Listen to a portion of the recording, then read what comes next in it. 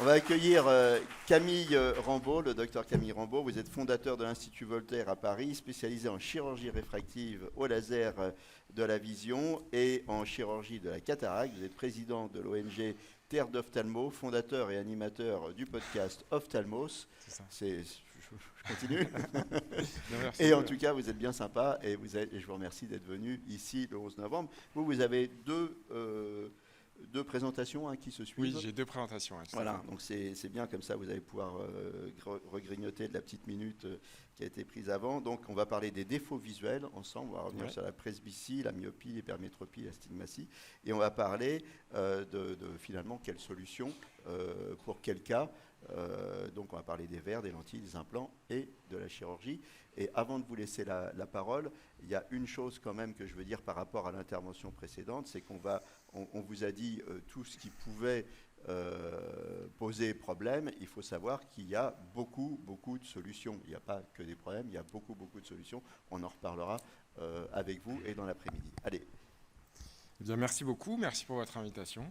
Non, lui on n'applaudit pas, vous avez raison. Allez, quand même un peu. Après. Un petit peu, oui. Je suis ravi d'être là. Je vais vous parler, effectivement, j'ai deux communications. On va commencer par parler des défauts de la vision, des différents défauts de la vision, et après on parlera des moyens de les corriger. Donc c'est assez cohérent. Alors, Michael vient de vous en parler, mais comment fonctionne un œil? En fait, les rayons lumineux vont rentrer dans l'œil, vont traverser les milieux de l'œil, aller se focaliser sur la rétine. La rétine va transformer le signal lumineux en signal nerveux qui va ensuite cheminer par le nerf optique jusqu'au cerveau qui interprète l'image. Donc c'est très simple. Et alors en fait, il y a deux éléments qui vont permettre de focaliser les rayons lumineux sur la rétine. C'est la cornée et le cristallin. Donc la cornée joue à peu près 2/3 du rôle de focalisation des rayons lumineux sur la rétine. Et le cristallin joue le tiers restant. Donc c'est ces deux éléments qui vont permettre de focaliser la lumière qui, si elle n'est pas focalisée, arrive en faisceau, en gros faisceau sur la rétine, et c'est tout à fait, on ne voit pas. Donc il faut que ça se focalise sur la rétine. Alors quand ça se focalise bien sur la rétine, on parle d'un œil hémétrope. Donc c'est un œil qui n'a pas de défaut de vision. Et quand ça se focalise mal sur la rétine, soit en avant, soit en arrière, soit mal, on parle d'amétropie. Donc il y a différentes amétropies.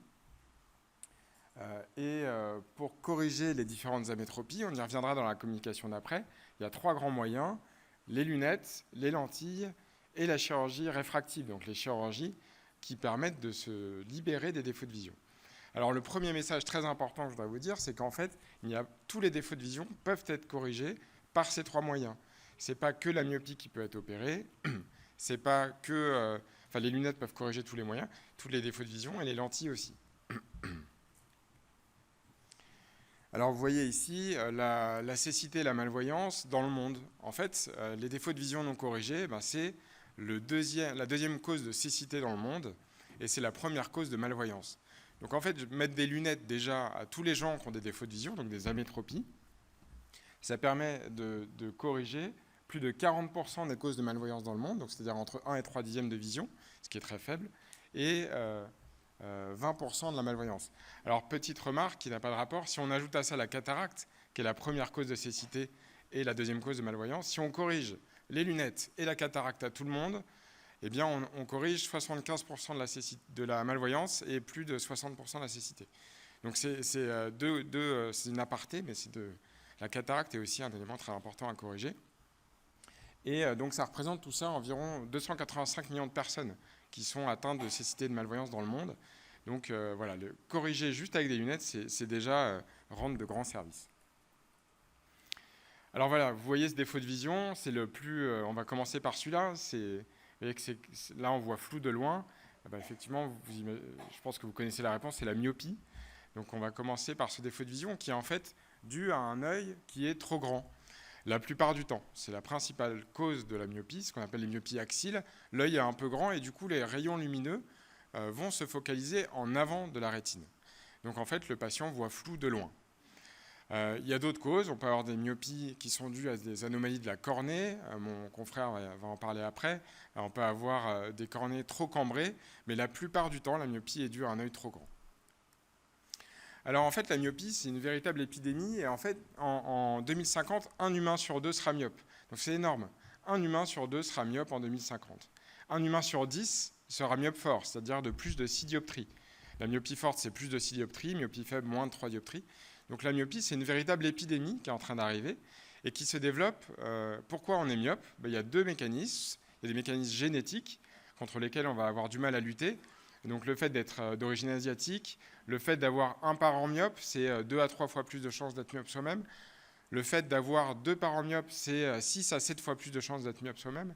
Donc ça, c'est des choses contre lesquelles on ne va pas pouvoir lutter. Par contre, les facteurs environnementaux, donc ça, c'est ce contre quoi c'est notre rôle, à vous et à nous, de lutter contre. Les facteurs environnementaux, c'est l'exposition à la lumière du jour. On sait que quand on est peu exposé à la lumière du jour, on a plus de chances de développer de la myopie. Ce qui est recommandé, c'est de faire 2 heures minimum d'activité extérieure par jour. Et ce n'est pas mettre beaucoup de lumière chez soi. Hein. Quand on est en extérieur, on a environ 100 000 lux. Quand on a une grosse lumière chez soi, on est à peu près à 10 000 lux, ou même un peu moins. Donc c'est vraiment la lumière extérieure qui est importante. Et l'autre élément, c'est les activités en vision de près. Il faut essayer de limiter le temps d'activité en vision de près chez les enfants et les adolescents pour limiter l'évolution de la myopie. Alors, il faut limiter le temps d'écran. Bon, le temps de lecture, a priori non, hein, c'est quand même bien que les enfants lisent, mais au moins le temps d'écran, limiter les écrans chez les enfants, ce n'est pas que un concept abstrait, c'est vraiment aussi médicalement pour limiter l'évolution de la myopie.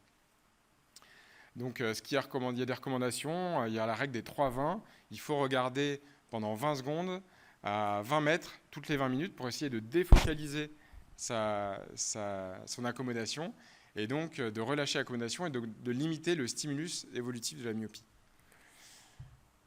La myopie, ce n'est pas que un handicap visuel, c'est aussi des maladies associées. Donc on peut avoir des cataractes précoces, on peut avoir du glaucome, c'est un facteur de risque de glaucome, c'est un facteur de risque de décollement de rétine, c'est un facteur de risque de maculopathie myoptique, qui est une forme cousine de la DMLA. Donc c'est important pour limiter le handicap visuel de limiter la myopie, mais également pour limiter les maladies associées. Et donc il y a des moyens de freination de la myopie. On a parlé de la limitation des facteurs environnementaux, mais il y a aussi des moyens de freination de la myopie. Aujourd'hui, tout enfant myope doit être équipé de moyens freinateurs. Il n'y a pas d'exception. C'est quelque chose qui est encore même méconnu parfois chez certains de nos confrères ophtalmos, mais la plupart des gens le savent, et vous devez le savoir aussi. Tous les enfants myopes doivent être équipés de moyens freinateurs. C'est des lunettes spéciales, des lunettes de freination myopique, ce qu'on appelle la défocalisation myopique. Il y a aussi des lentilles de jour, des lentilles de nuit, ce qu'on appelle l'orthokératologie, on y reviendra. Et il y a aussi également des moyens pharmacologiques avec des gouttes qu'on peut mettre, d'atropine. Alors ça, c'est un peu plus difficile, ce n'est pas encore disponible sur le marché facilement, mais voilà. Il faut freiner la myopie chez les enfants. Le deuxième défaut de vision, donc vous le voyez là, c'est quelqu'un qui voit net de loin et flou de près. Bon, alors, elle est un peu trompeuse cette image parce que ça peut être aussi la presbytie, mais dans ce cas, c'est pas ça. C'est l'hypermétropie. Alors, l'hypermétropie, c'est l'inverse de la myopie. C'est un œil qui est trop court. Donc, les rayons lumineux vont venir se focaliser en arrière de la rétine. Alors, les hypermétropes, il y a sans doute des hypermétropes dans la salle. Quand on a entre 20 et 40 ans et qu'on est hypermétrope, parfois on peut se passer de lunettes. C'est quelque chose qui décompense parfois avec l'âge vers 40-50 ans. Pourquoi ? Parce que l'hypermétropie, quand elle n'est pas trop forte, eh bien en fait on va pouvoir accommoder, contracter sur son œil pour venir ramener la focale sur la rétine et donc on peut voir net. Un petit hypermétrope, en forçant un petit peu, peut arriver à voir net, et s'il n'est pas trop hypermétrope, ça peut être assez facile. Et en fait, les petits hypermétropes de 20 ans, ils voient très très bien. Ils voient même mieux que la plupart des gens, ils voient très très bien de loin. Par contre, quand l'hypermétropie est trop forte, effectivement, même les jeunes vont avoir du mal à voir de loin et de près, mais surtout de près. Donc l'hypermétropie, ça représente 10 à 15% de la population, c'est principalement des facteurs héréditaires. Les complications, chez l'enfant, ça peut donner du strabisme, ça peut donner aussi de l'amblyopie, on va y revenir après. C'est un facteur de risque du glaucome aigu, vous connaissez cette pathologie, le glaucome aigu par fermeture de l'angle, c'est un des facteurs de risque. Et ça se compte en dioptrie positive. Donc un myope de moins 2, un myope de 2 dioptries, on dit qu'il est myope de moins 2, un hypermétrope de 2 dioptries, il est hypermétrope de plus de 2 dioptries. Donc voilà, le glaucome par fermeture de l'angle, qu'est-ce que c'est ? Vous vous en souvenez sans doute, c'est l'œil qui est dur comme du bois. C'est un œil très dur, très douloureux, avec une perte totale, quasiment totale de la vision qui peut être très rapide. Donc c'est quelque chose qui doit nécessiter une consultation et une prise en charge urgente. C'est dû à un conflit de taille dans l'œil, il va y avoir une fermeture de l'angle iridocornéen. Le liquide qui baigne l'intérieur de l'œil est intégralement renouvelé toutes les 3 heures. Mais l'issue de sortie de ce liquide se bouge tout d'un coup dans le glaucome aigu, et du coup, la tension augmente très fort, et ça détruit le nerf optique. Donc ça, c'est un conflit de taille. Ça arrive quand le cristallin va grossir, il va aller boucher l'angle iridocornéen, mais quand l'œil à la base est petit, eh bien, du coup, cette maladie va être... c'est un facteur de risque de glaucome aigu par fermeture de l'angle d'être hypermétrope. Troisième défaut de vision, c'est, vous voyez ces rayons qui sont diffusés dans un axe, vous connaissez sans doute, c'est ce qu'on appelle l'astigmatisme. Alors l'astigmatisme, de manière générale, la cornée est grossièrement sphérique chez tout le monde quand elle est normale. Et bien dans le cadre de l'astigmatisme, elle est grossièrement ovale, un peu comme un ballon de rugby. On va avoir 2 axes de puissance dioptrique différentes, et donc on va avoir 2 foyers images sur la rétine, un qui correspond à l'axe le plus cambré et un à l'axe le plus plat. Ça, c'est l'astigmatisme régulier. Il y a d'autres causes d'astigmatisme. On peut avoir plusieurs points de focalisation, mais c'est en général des astigmatismes pathologiques. Alors, l'astigmatisme, on est quasiment tous astigmates, au moins un petit peu. Le fait même juste de plisser sur ses paupières, d'aller forcer un petit peu sur ses paupières, on peut réussir à créer quasiment 0,5 dioptrie d'astigmatisme. Et donc l'astigmatisme, juste en forçant sur les paupières, on déforme un peu la cornée.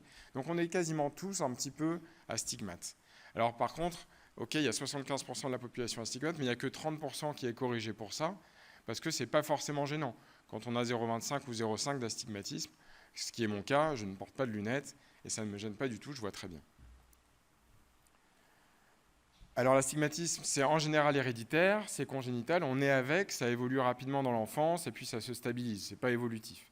Il existe des astigmatismes évolutifs et c'est en général dû à des maladies, on va y revenir après encore. Donc ça peut être lié au frottement des yeux notamment, il y a le kératocone, donc c'est très important de ne pas frotter les yeux, on y reviendra, en tout cas de ne pas avoir de tics réguliers, de frottement, qui peuvent entraîner cette déformation de la cornée et donc créer de l'astigmatisme pathologique. Donc l'astigmatisme sur les ordonnances, c'est ce qui est marqué entre parenthèses.